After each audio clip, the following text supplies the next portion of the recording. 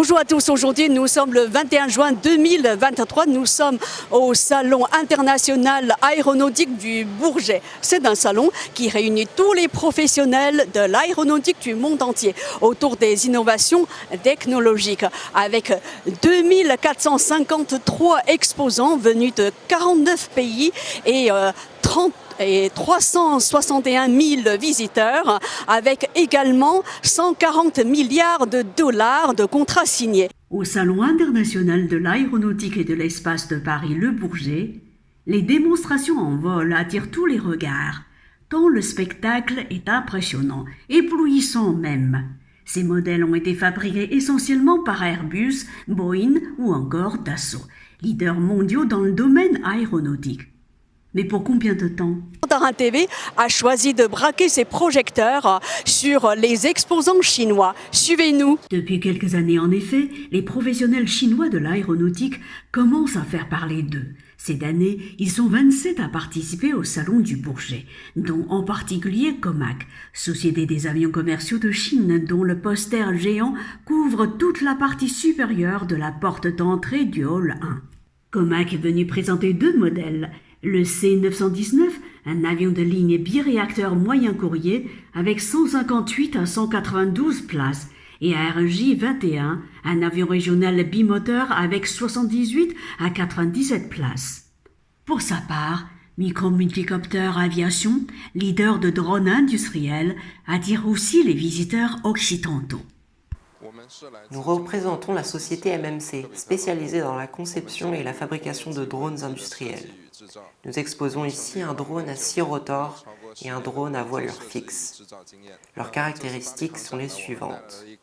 Une longue endurance, une grande capacité à transporter une charge lourde et à se protéger, ainsi qu'un très bon système anti-brouillage.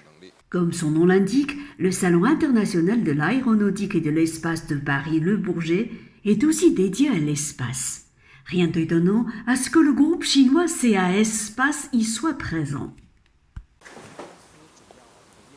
Notre société CAS Space a été fondée en décembre 2018.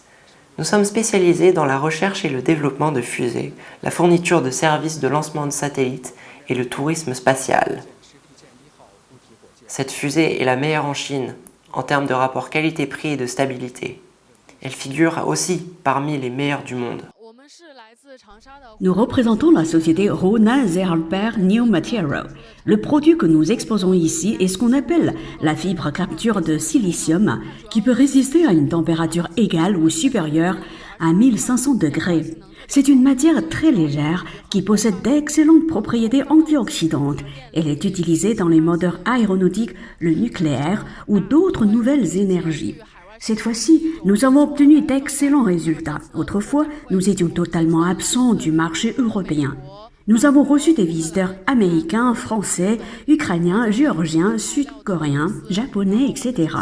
Nous avons eu des échanges amicaux et nous avons signé des lettres d'intention.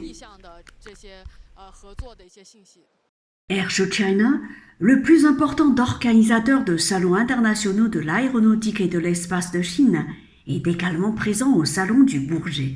Notre travail au sein d'Airshow China consiste à attirer les exposants étrangers.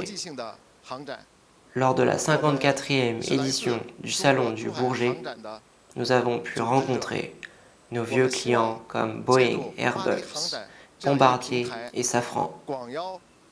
Nous espérons aussi que les professionnels de l'aéronautique du monde entier viennent participer au Salon de l'aéronautique et de l'espace en Chine.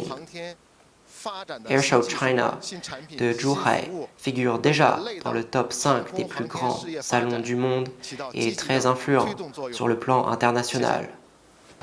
Alors bonjour à tous, moi ce qui m'a le plus impressionné aujourd'hui c'est tout le nombre de stands qu'il y a donc, au niveau du salon, tous les gros acteurs qu'il y a également, donc on peut voir qu'il y a les plus gros acteurs de l'aéronautique au sein d'un même endroit, donc ce qui est assez impressionnant, et aussi au niveau des produits qui ont été présentés ici, notamment par rapport à l'essai du Rafale qu'on a pu voir cet après-midi qui était assez impressionnant.